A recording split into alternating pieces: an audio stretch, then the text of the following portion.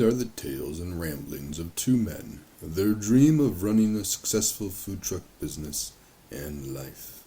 We invite you along to join Josh and Skippy on this journey. This is Monday Morning Food Truck. Bring up stuff from the entrepreneur. You had to do that, didn't you? You fucking just. Oh, there was a delay. It took it a second. I had pushed the button before you started talking. Good morning, Skippy. Yeah, great morning today. The answer to your previous question is yes. Let's talk about all of it. Or any of it. I'm open for anything. Yeah, you are. You're just open. You're just full of openness. Like a $5 hooker on a Friday night. Oh, she's gotta be open. So how was your week? Like, because you're still out and about selling your panini, peddling your paninis and peddling your soups. How's peddling going? I haven't peddled a panini ever. Not peddled. Peddled. Vowels matter, Skippy. Yeah, it was a good week. First full week with just Nate, our new guy. He's doing great. I didn't make a single sandwich all week. So that was awesome. Wow. I made them all. Is that because he was good, or is that because you were that slow? No, we sold sandwiches. Oh, okay, good. Okay. I'm like, just making sure. I didn't make any of them. Yeah. So he is a sandwich. I have complete trust, and I am willing to. I have no problems handing over control of making a couple of sandwiches. So, well, that's good. That's good. Yeah. So we got some soups and good. What's your top selling soup right now? I don't know. Wow. Not chicken noodle. Not chicken noodle. No, we're bumping it down to 2. We're gonna go just broccoli cheddar and chicken enchilada. You're gonna try to find those bread bowls? No. Just kidding. Has anybody asked you to put a soup on top of a panini? No. Grilled cheese and tomato soup? Like that's where money's at right there. Well, yeah. So buy both and then dunk one into the other. Exactly. But you're not selling tomato soup. Okay. Oh, you know, it's really good. Dunking a Cubano inside of the chicken enchilada. We'll start marketing it that way. The Cuban enchilada. No. Somebody's a little ornery today. I'm not ornery at all. Not ornery at all. No, it was a fine week. It was cold. Well, it's chilly. Friday was very cold. Yeah, it was very cold on Friday. We were cold. We're hitting. It's taken me a little bit to realize that. Like, it seems like February is when we're hitting our coldest weather. Will you shut up, dog? Please hold. Hitting our coldest weather. And that's normal. The end of January, beginning of February is typically what seems to be typically our coldest part of the year. So, yeah, we got another 8 to 10 inches here over the weekend of snow. So that's awesome. Yeah, hopefully we're done with it soon. The forecast looks pretty decentish after we get through.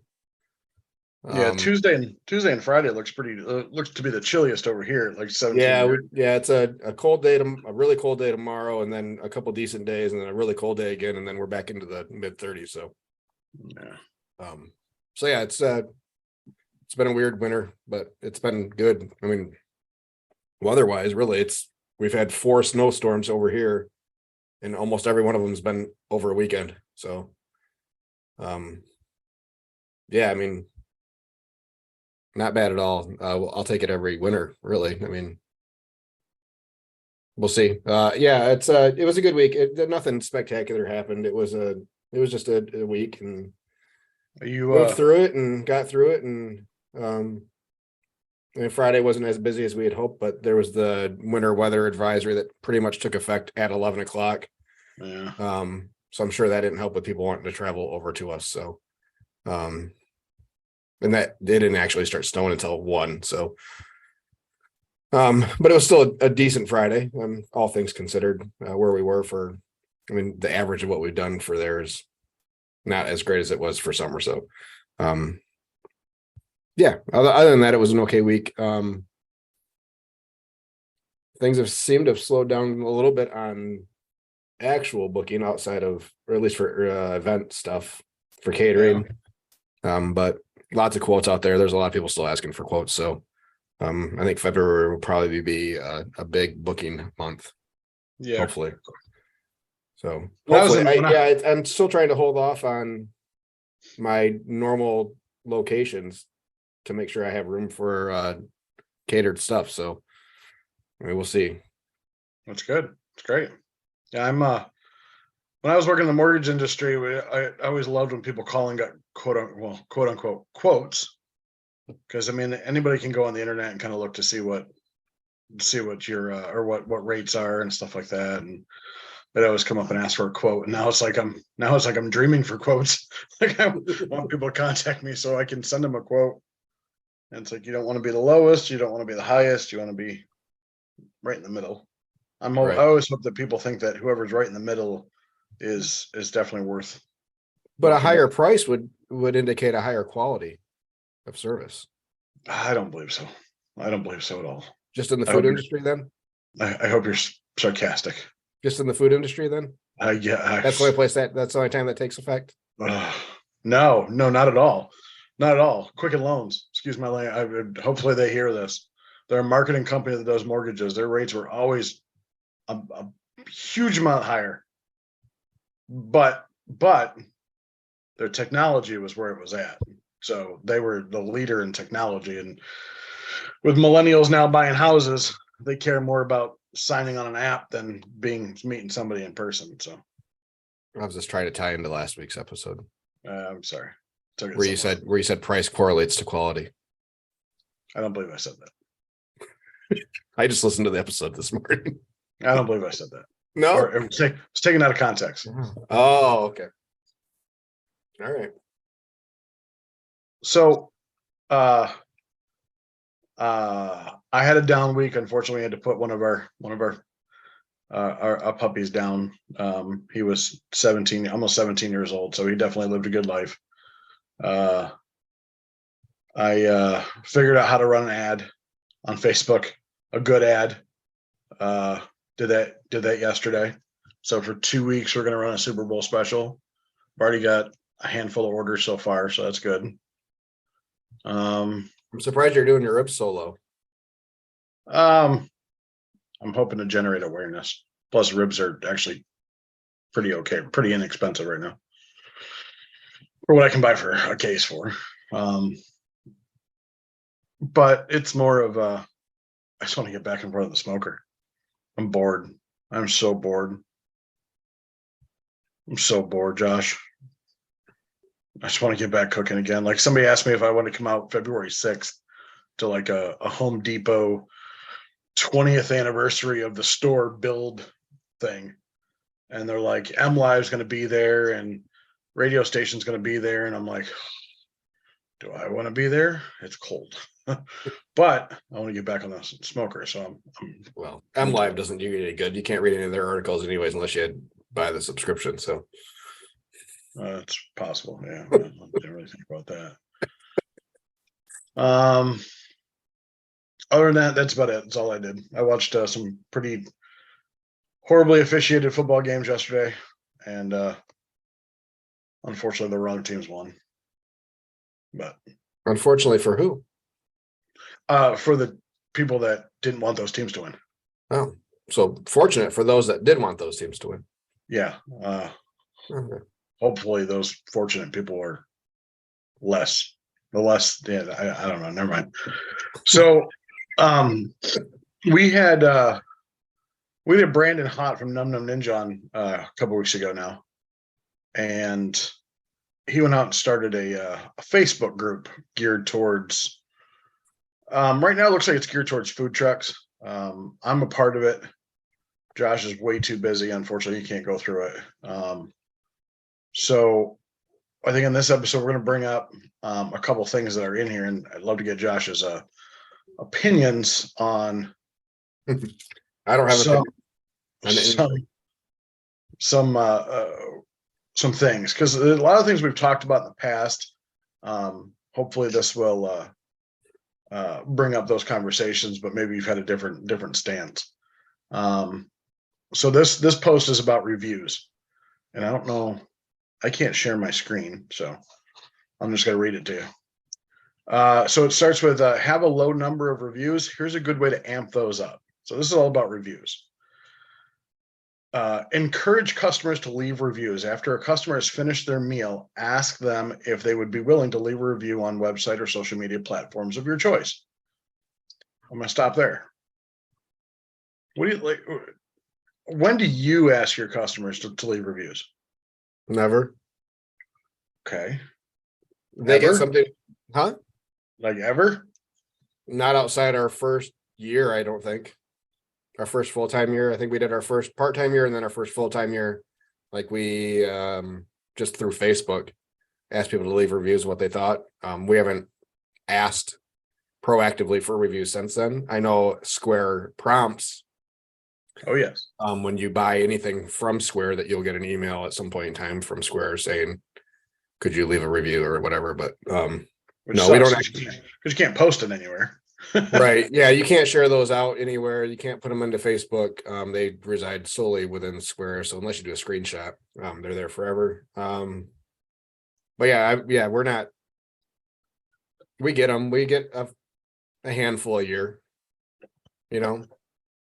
But it's not something that you're seeking. No. I mean, Okay. I always welcome them, and yes, we'd love to have more, but at this point, it's not a point where I'm going to spend money to try to get more reviews. No, I wouldn't say spend money. So like when you do a catering, you don't like after you talk to whoever paid you, you don't really say, hey, if everything's great, I look for feedback. I'd be happy if you leave a review. Nope. You don't really do that? No. Okay. Find that interesting. Why?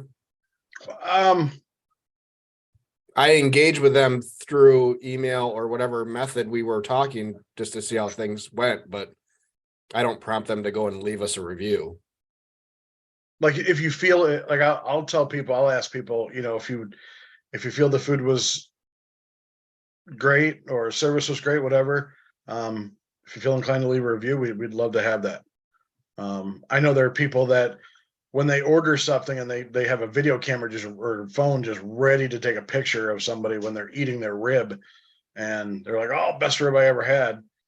I wouldn't go that far, and that's almost what I read that first kind of paragraph to be, was like, "Hey, you're watching somebody eat their meal. I guess if you're watching somebody eat their meal, you're not busy." Maybe you should do something else than ask for reviews. Maybe that's why they need the reviews. No, let me see how many we've had. I'm curious now. I haven't looked in a while. And since you're going on social, I'm going to read this next one because it's about social. I'm going to have a hard time looking and listening, but I'll try. Go ahead. Can't do two things at once. I understand. It says use social media. Use platforms like Facebook, Instagram, and Twitter to post pictures of your food, updates on your location, and special promotions. Encourage customers to leave reviews on your page and to respond with any comments or messages. So that's like two things in one. That's saying, hey, please use social for, to tell people where you are. But then again, ask customers to leave reviews on social media. Which to me didn't make a lot of sense when I read that. Anyway, so how many reviews do you have now? We have 113. And you're what, a 4.7? Perfect 5.0. My man. Yep. Okay. So you are a person planning an event, and you're referred to, let's say, two caterers. One has a 5.0 like you, the other one has like a 4.7. Same amount of reviews. Are you going to, if you were a party planner, are you going to see what that negative review was that brought them down from a 5 to, or brought them down below a 5? Like to see what they did wrong, or what? Not necessarily going to seek it out. I'll probably, I mean, a 4.7 is a damn good, you know? I mean, Hell, you go in the Hall of Fame for 3.3. Come on. Okay, I've been booking hotels lately because of my daughter's travel stuff, you know, and on booking.com or whatever, you get good, very good, best ratings for, and those are based on reviews. Yeah. I don't pay attention to them really, you know. I You- as long you as it's tend to like go with good or what you're better, familiar. I'm okay. You You'll know, tend to go with what you're familiar with. yes and no. I mean, I've stayed at a lot of weird places that I've never heard of the chain before, or it's a regional chain or whatever, just That because might be another topic for another day on your hotel stays. that, I mean, just because it's a good price where I need to be and it's a bed, you know, Yeah. but whatever. So yeah, but I'll read a couple of reviews, and as long as someone doesn't say there was blood stains on the beds or, you know, wildlife inside the rooms, yeah, you know.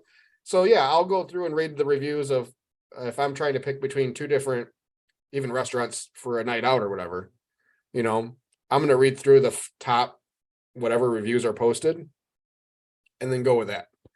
If I see a negative review, I'm going to look at the date first thing. Is that a recent Okay. review from like a week ago, or is that a review from 3 years ago? And the chances are things are probably better now than they were if that was a bad review from that long ago. You know what I'm saying? Yep. And I know that I think Google does it. So Google reviews, they go by most relevant. So they're not Yeah. ordered by most recent, they're ordered by most relevant. So if you have a negative review, it will post towards the top of your list with a Yeah. positive, with the positive reviews. Yeah. So it I've tries seen to that. balance it out. If you have them, they'll try to put them both there so that you're not asking for a bunch of reviews or getting all your friends to review to bury a bad review type of thing. You know what I'm saying? Does that Yeah. make sense? Oh yeah. I've seen that numerous times. Like it's Yeah. like most helpful review, most critical review. You know, I've seen that on Amazon, the way Amazon does their reviews. Yep. Okay. What do you think of people or trucks, whatever, that offer incentives for a customer to leave a review? I have no problem with it. I think it's good. Feedback is always good. It's just a matter of how far do you want to go to try to get it, you know? And True. I agree with you. I I always ask, I mean, I always ask first. I think offering something as a, to bait something, not necessarily bait somebody in to do a review, but you know what I mean? I don't, I think, I think there's a lot of people out there that are just too afraid to ask for feedback, not necessarily a right. review, but feedback about like, It's scary. yeah, it is. It's like, what happens if something was wrong, Well, it's like, yeah, like I'll reach out to, especially drop-offs. We always will. I mean, the next morning I'll send out an email to anything that we just dropped off and left. Yep. And if you don't get an email back that day, You worry. oh yeah, it's like, oh, shit, what Damn was it. wrong? Should I respond real quick? Like, what's going on? Here's a free meal. It's scary asking for people's input when you're not 100% sure on your food. For me to leave a review for anybody or anything, Yeah. it has got to be the absolute best or the absolute worst of whatever that I've had, Okay. or experienced. So you would never be like a 3-star. You'd either be a 5-star or 0-star or 1-star or something like that.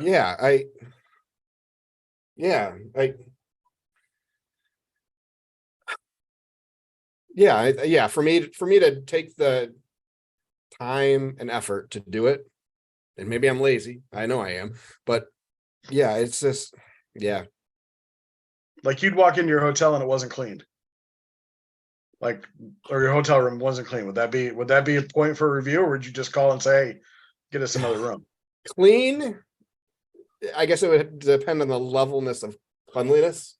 I mean, if it just looks like the glasses weren't taken care of, or maybe the toilet wasn't cleaned, or there's like someone left shampoo in the shower, so it's clearly it wasn't taken care of. It would probably be one of those things where I call down to the front desk, but I probably wouldn't leave a review. Now, depending on how they react and the level of service from that point, Yeah. that might change my opinion.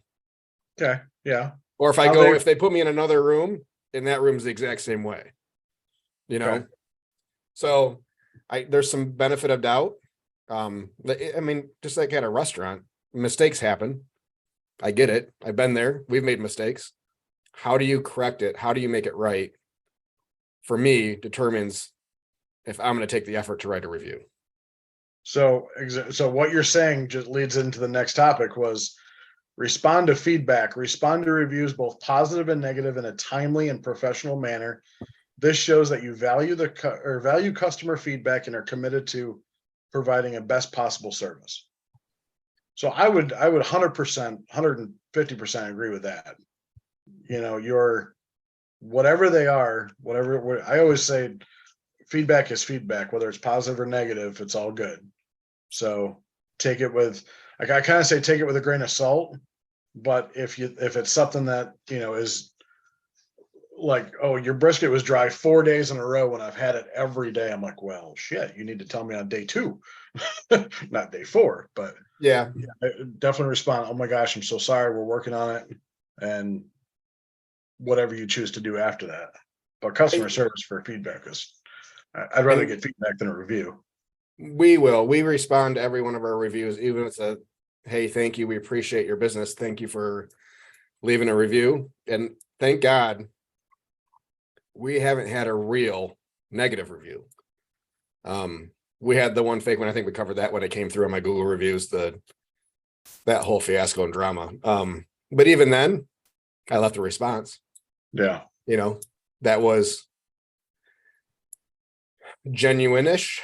It was kind of passive aggressive, and because I knew that they had never been to the truck. But yeah, even the negatives, you thank them for their time and you appreciate and you're grateful for them taking the time to try to improve your business. And I think if you go into with the mindset that they're trying to hurt your business by leaving a negative review, that you're already losing. I would agree. You have to go in with the mindset that they are genuinely trying to help your business. Yep. Now, I think that is the biggest reason why we haven't had a negative review yet, is because we've screwed stuff up for you people. Hands down, we've done it. People have had less than great food at our truck. We know it because they come back to us immediately, or they'll send us a private message. Yeah. I like those people that do it privately versus publicly first. Like if you screw it up twice, okay, absolutely. If you want to broadcast it to the world, broadcast it to the world. If you haven't given me an opportunity to fix whatever it is you're unhappy with, then okay. Like I need that one opportunity to fix it. And I mean, we had somebody that had a hair in one of their sides, and they waited next to the line of people until the line was gone before they came up to the window. Yeah. And very quietly said, hey, yeah, it happens. It's fine. Can I just get a new one? And it wasn't, can I get my money back? I still want your fucking food. Yeah, exactly. Just make sure it's less hairy next time. Yes, please. Yeah. Yeah. But I don't carry a pocket razor with me. I'm sorry. Yeah. It's, and not only responding to every one of your reviews, and this goes back to the marketing and social media, you need to be responding to every one of the comments on your posts. Every single one. Yep. And if you can, not make them canned responses. Yes. Also, yeah, messages as well. I don't like the auto message. I hate the auto message when I can understand its purpose, but I think when people see that automatically, it's like, okay, well, they want to do it so they don't miss something. And I'm like, I'm more apt to miss with the auto message that goes out than somebody that's just then doing it myself. Right. And I think ours auto messages, hey, thanks for reaching out. We'll be with you as soon as we can, or something like that. Yeah. It's definitely not, we don't have any auto responses set up to questions like where are you located or anything like that. I mean, so we can select them through the app or off Facebook, that we can just, because that's a big one, where are you located for us. So we're based out of Hudsonville, but we service this area. We did get asked after that question, or after that response, the next question was, do you have a party room that can seat 80? And I'm sitting in my trailer. We could probably fit 80 in here. Be a little tight. Maybe. Be a little tight. So yeah, it's I open the smoker doors. We can throw some people in there too. It's a good bench. So yeah, the more personal you can make every interaction, the better. And the more you can interact with your current customers and potential customers, the better. Absolutely. 100%. And actually, I'm gonna, before you ask me the next question, I'm gonna run over to the bathroom real quick and I will be right back. But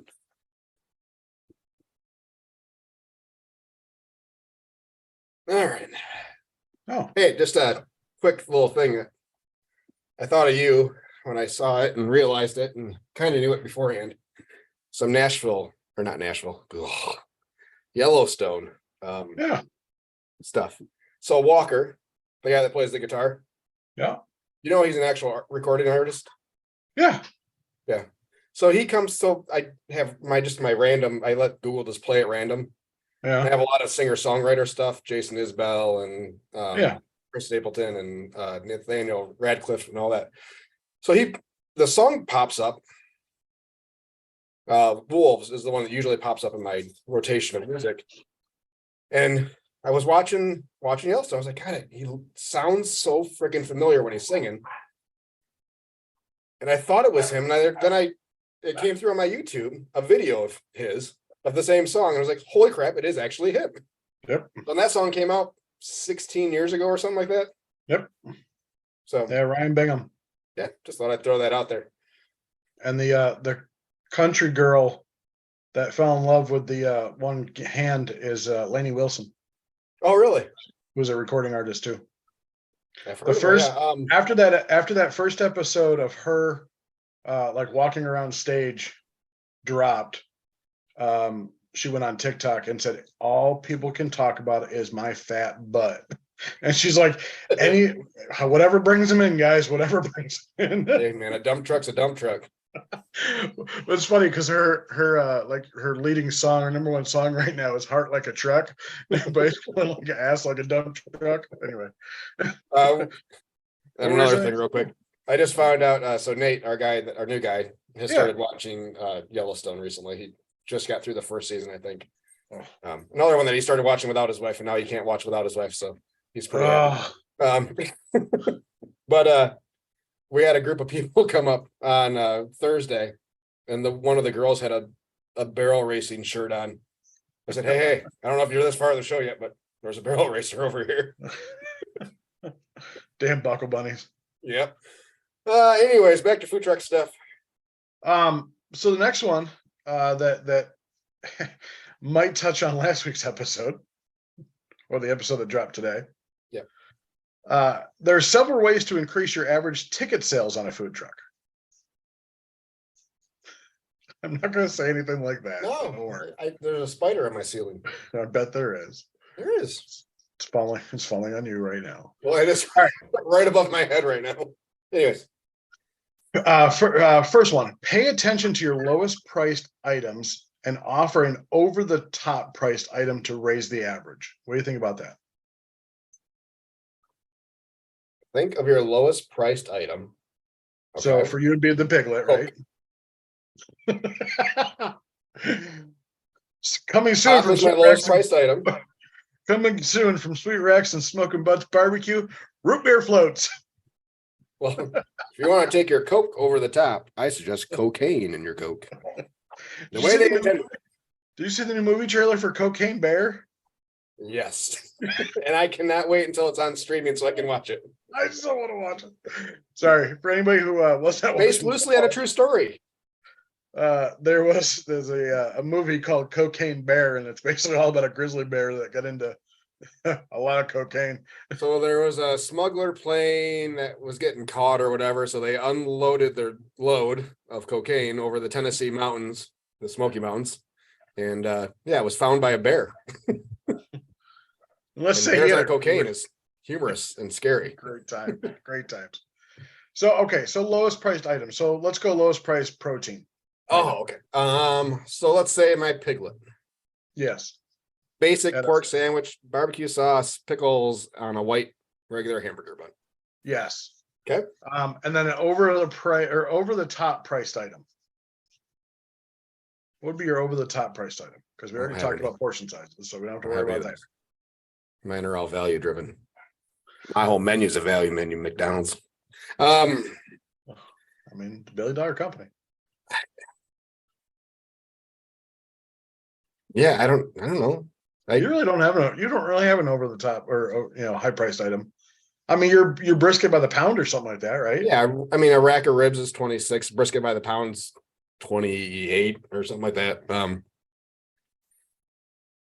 Nothing is. Do you need an over the top priced item to raise an average, or would you be happy if your average ticket was, let's say individual ticket was $15? They get a sandwich and a side and a drink. Yeah, I mean, even that's, you're pushing $18 easy.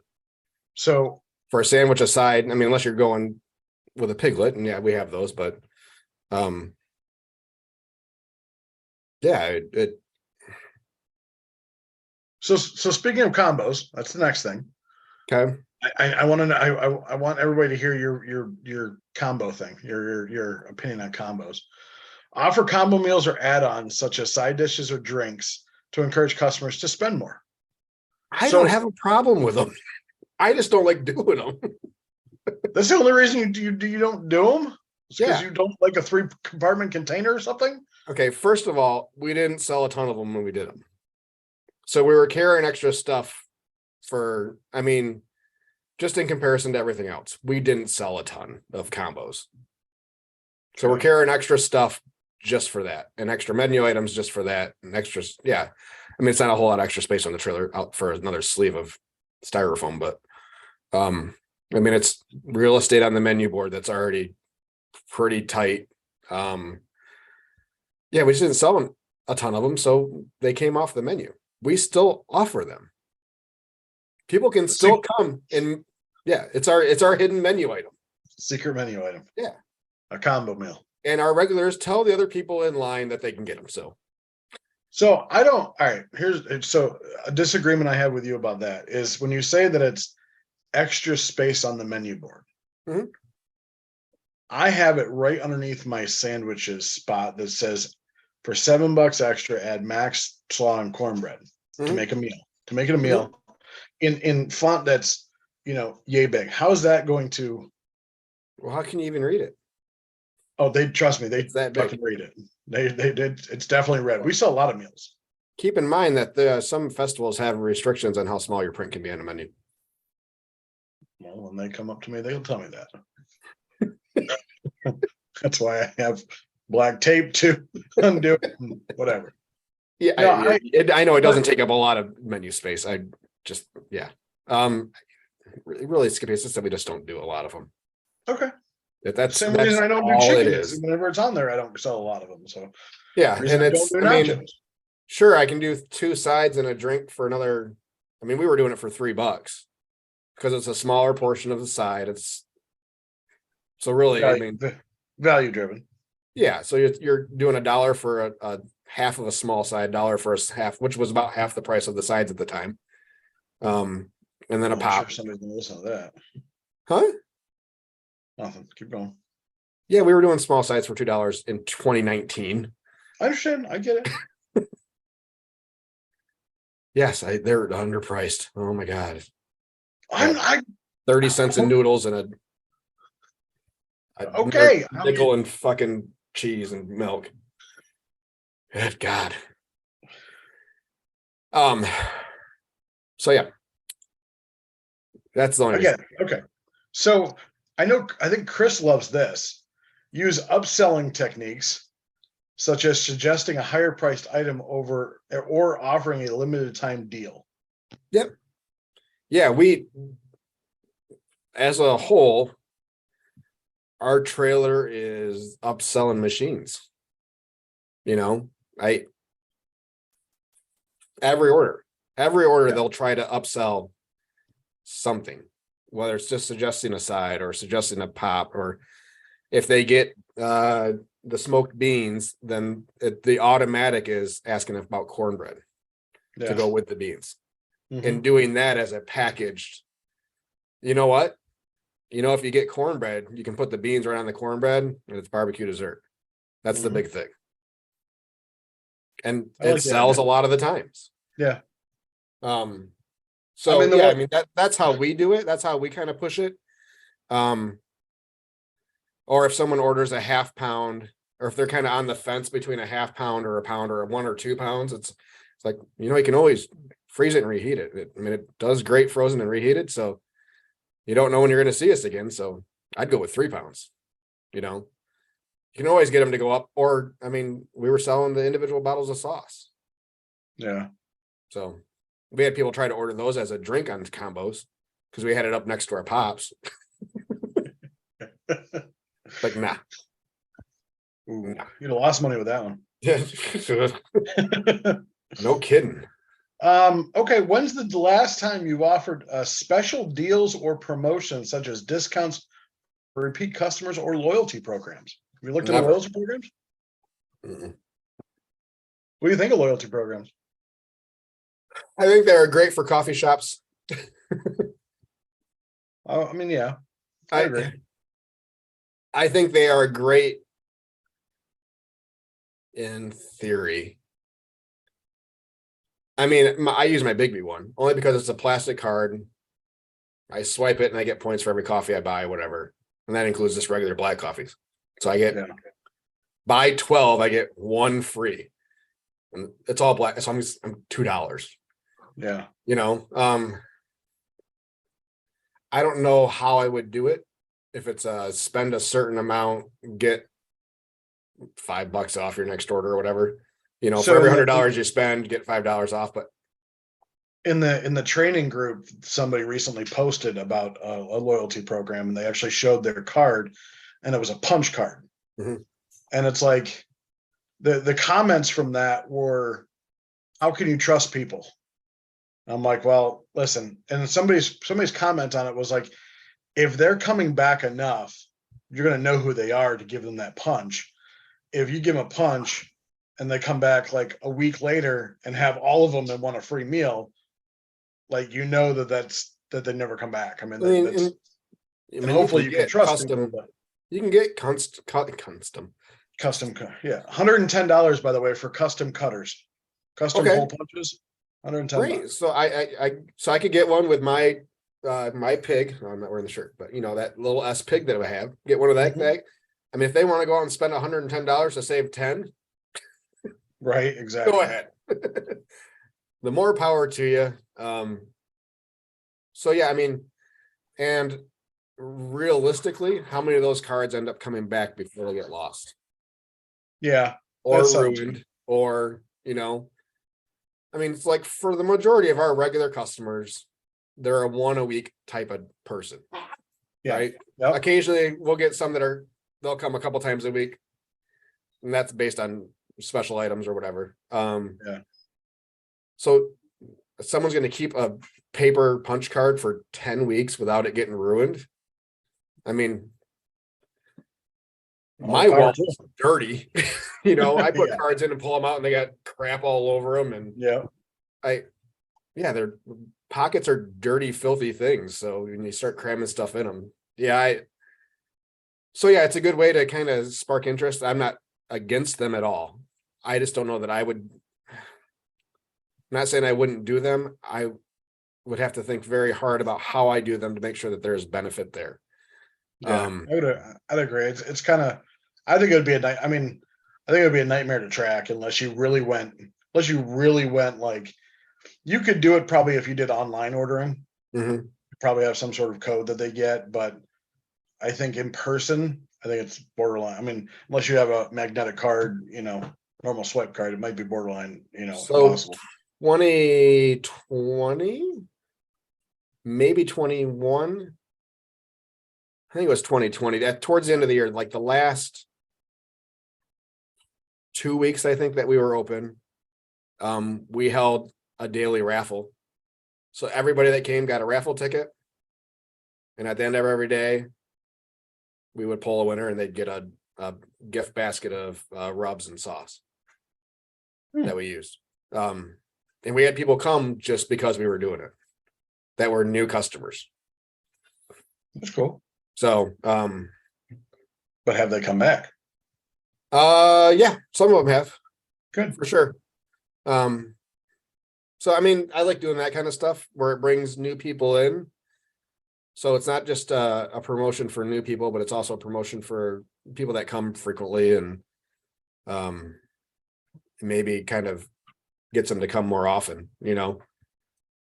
And that's a pretty low cost way to do it. Really. I mean, a couple shakers of rub and a bottle of sauce, you know, you're $10 a day. Yeah, I mean, we did that. We did something like that for our 1 year anniversary, as we had the sauce and rubs that we use, and we gave them away. You know, and they ended up, some went to people that have been there more than once. We're at the local brewery that we always go to, and some went to new people. And so, because it was at the end of the year, I haven't been back there, so I don't know if the new people are going to come back, which I hope they do. But yep. So next one is